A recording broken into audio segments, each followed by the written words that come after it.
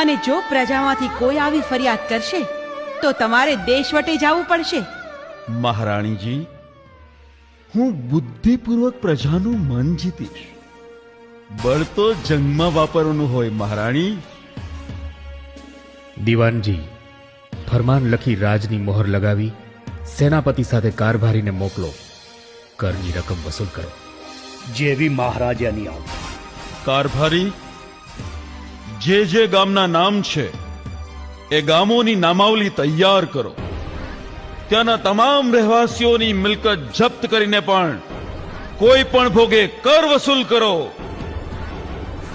સેનાપતિજી, એક સમાચાર આપું. ગઈકાલે જ આ વાત મારી પાસે આવી છે.